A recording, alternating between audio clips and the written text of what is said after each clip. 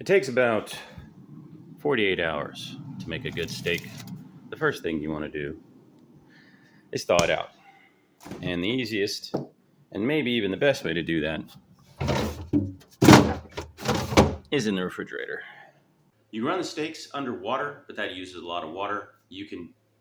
Don't do it in the microwave. I've done that and it messes up the flavor. So in the fridge overnight, and it's going to be mostly thawed out, and that'll get us ready for the next step tomorrow morning. Now with this, you want to make sure that you defrost your meat in some kind of container. If you notice, this is our defrosting drawer. Yuck, it's got a little bit of blood in there, but that's on purpose, more or less. Or a bowl or something like this. We use this drawer for defrosting pretty much all the time and pretty much exclusively, and so that's the only thing that goes in there.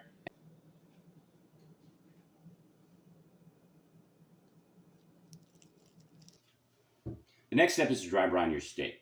You're going to get your steak, you're going to put some salt on it, you're going to put it on a drying rack in the refrigerator for about 24 hours. Do not go over 36 hours. It'll start getting a little bit funky. Some people like that. Most people don't. Then you have to choose what salt you're going to use.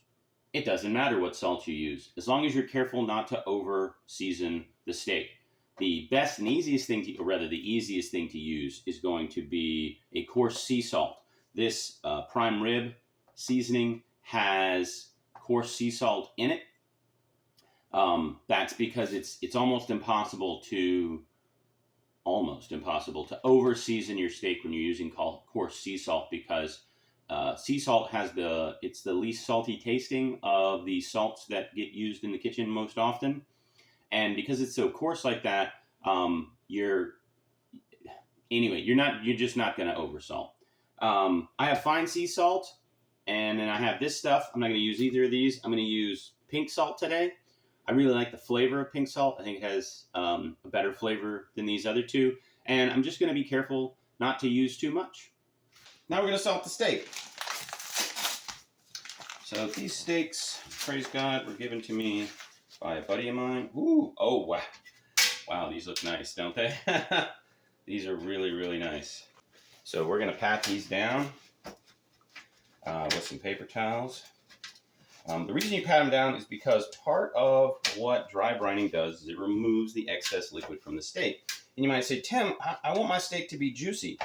The reason why your steak tastes juicy has nothing to do with, or has less to do with how much liquid, what volume of liquid is actually in the steak than you think it does. And I don't fully understand it myself, but the reason this steak is going to have less liquid in it than a lot of steaks, and in fact be much juicier, is because the salt is going to get inside of the steak, and as it sits in the refrigerator, the salt is going to permeate deeper and deeper and deeper into the steak.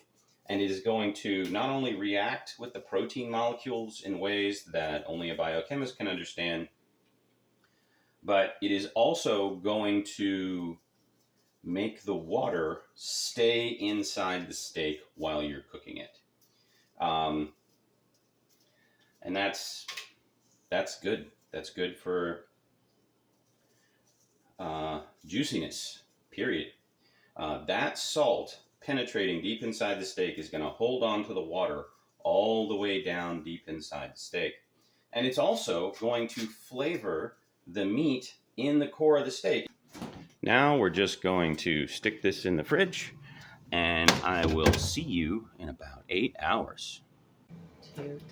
The steak is done brining.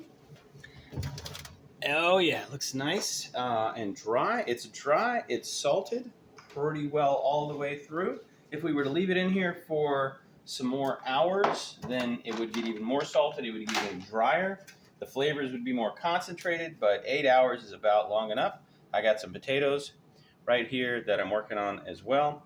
So we are going to put these steaks, and this is why it's called a reverse sear, because typically in restaurants, in steak places and any place like that, you would get a steak.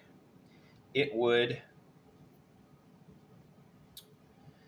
be seared first, and then it would be put in the oven. The reverse sear is the opposite of that. It's not the best name in the world, but with the reverse sear method, you put it in the oven first, and then you sear it afterwards. It's that simple. And what that does is it takes a lot of the guesswork out, and it actually holds a lot of the moisture in. It just comes out with a much better steak. Now I'm cheating here. We're going to 120, which is going to give us a medium, right? So when we take it out, when we take the steak out, it's going to rise its temperature at least another 10 degrees. So if we go to 120 and we take the steak out and we let it rest for a minute, that's going to come up to 130, which is medium to medium rare. And then we're going to go in the pan. And then we're going to do the searing, and it's going to be perfect. Mwah. The other thing you don't need to do is let your steaks rest. That's a bunch of malarkey. In probably less than 5 minutes, we're up to well above temperature. We're at 126.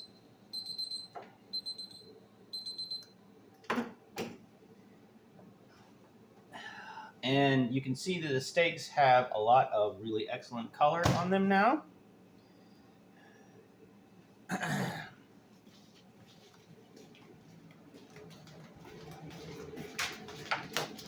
Now the steaks are going to come out. The fat has some really good color. So when you take your steaks out of the refrigerator, you absolutely positively do not need them to rest. The internal temperature of the steak comes up just as fast as it would have if you hadn't let them rest outside the refrigerator. That is the dumbest, most time-wasting piece of advice. Maybe not the dumbest, but the most time-wasting piece of advice I've ever heard of. It doesn't do anything.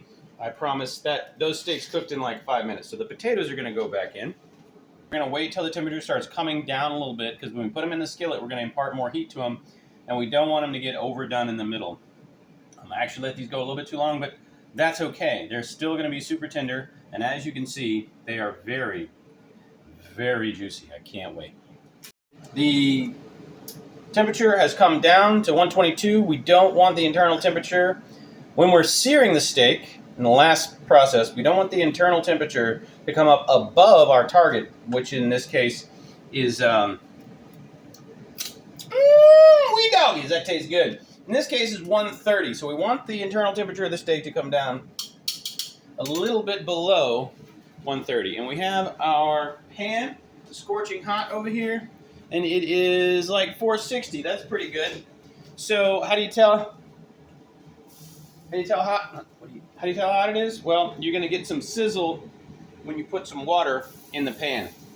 That Leidenfrost effect, where the bubbles jump around, that's what you're looking for. So the other thing you don't want to do is use butter. I don't want my steak to taste like butter. I want my steak to taste like steak. So I'm going to use some avocado oil, a nice neutral oil, something like that. I want to say thank you to Harry for donating these steaks. These look like they're going to be really, really good. So we want this thing to be smoking, piping hot. We want it to be so hot we got to put a lid on it when we put it in there. That's going to give us a really good sear and a really good crust on both sides. And we're going to let that sear for like maybe a minute. I'm going to turn my timer on right here so I can watch it. And we're going to, it just takes a minute. So, like I said before, don't sear your steaks in butter. Don't cook your steaks in butter. Don't cook your steaks in something that has a flavor. Because for me, when I'm doing a steak, I don't get to eat steak very often. This steak was even given to me by a friend of mine. And so I don't want my steak to taste like butter. You know how cheap butter is? You know how expensive steak is?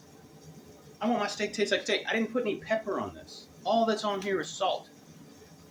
And when you concentrate the flavors with the dry brine, you're going to get a really, really good steak flavor. It's going to be so good. Hasn't quite been a minute yet. So we're gonna come back in 30 seconds. Okay, it's been a minute. We're gonna pop it open. We're gonna flip it over. Look at that color. That's delicious. That looks amazing. I mean, it might have been a tad too long. It's gonna be my wife's steak. She likes her steak a little bit burnt. Maybe 30 seconds. If your stove is as hot as mine is, it's not gonna take very long at all. We'll be back in 30 seconds. It's been 30 seconds. Ah, that's a nice color right there. All right, we're gonna put that on the plate, and we're gonna do another one, and we're gonna come back in a minute when this one's done. Yeah, action. All right, it's been about a minute. Look at that beautiful marbling. I'm gonna come over here to this plate. What do you eat a steak with? Well, you can eat a steak with pretty much anything. I made a mushroom sauce right here. Which one of these steaks do you want, honey? Anyone. Anyone? Okay. I made a beautiful mushroom sauce right here. My wife loves mushrooms. It's a really great thing to eat steak with. A little garnish. Another great thing to eat steak with is some potato wedges.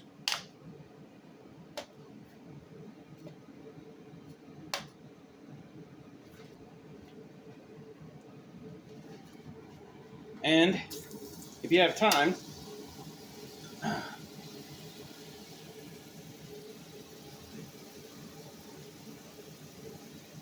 put some butter in the pan, put some salt on some scallops.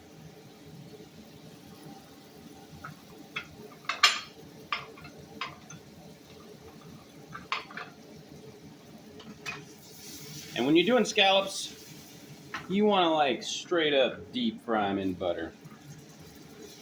Because scallops, I don't know what it is, they don't taste good unless you put them in butter. And once again, we're going to give about 30 seconds on each side for scallops, because scallops, some people don't like this idea, but if you've ever had really good scallops, then you've eaten raw scallops. Because when you're cooking scallops, you really just burning them a little bit on each side, and you're really eating the scallop raw. And that's how you eat scallops. If you cook a scallop, if you actually cook it all the way through, it will taste like a pencil, or you'd rather eat a pencil eraser. These are going to take another second or two. These scallops are also leftovers. We just had a couple of left, and so see here. Once you get the finest wisp of color on your scallops, go for it. My wife says she only wants 2 scallops, so there you go.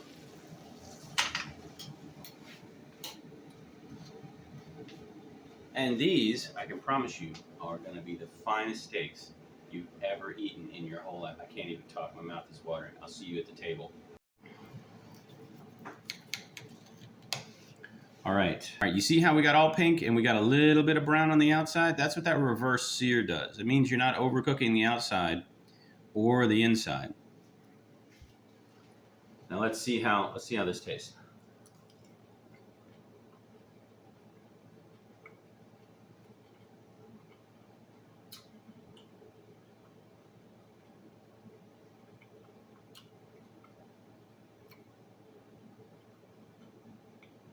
The best steak I've ever had in my life. Thanks again, Harry.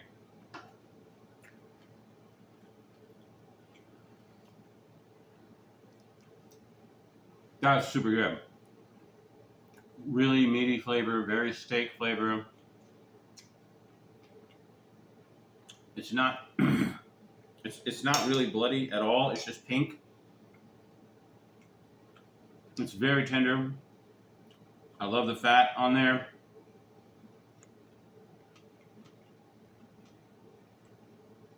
It's so good. Dry brine, reverse sear, some garnish.